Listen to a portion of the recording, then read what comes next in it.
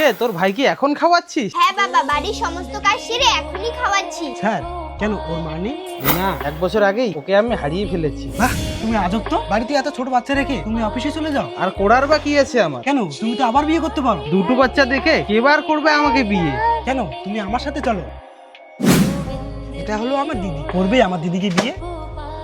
কিন্তু এই বিয়ে আমার ছেলে মেয়ের জন্য। হ্যাঁ, আমি সব সামলে নিব। মা, আমাকে ছেড়ে যেও না মা। তুমি আমাকে ছেড়ে গেলে আমি কি করবো মা? তুই যাবি আমার সাথে?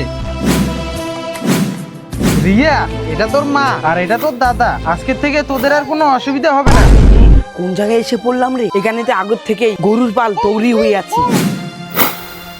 হ্যালো, স্যার বলেছে 2 দিনের জন্য দিল্লি যেতে। ভালোই হলো তোমাকে এনে। আমাকে 2 দিনের জন্য বাইরে যেতে হচ্ছে। তুমি বাচ্চাদের সামলে রেখো, ঠিক আছে? ঠিক আছে।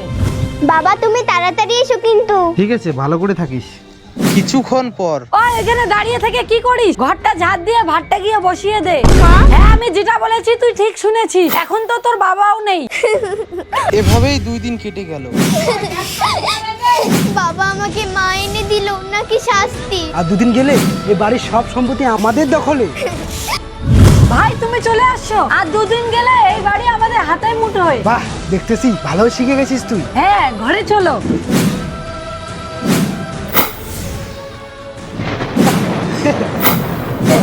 বাবা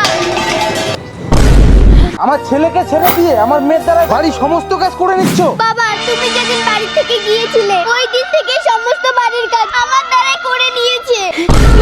এই না তুমি আমার ছেলে মেয়েদের দেখভাল করতে এসেছো? বন্ধুরা, বাবা কি ঠিক করেছে? একটি লাইক করে কমেন্ট করো।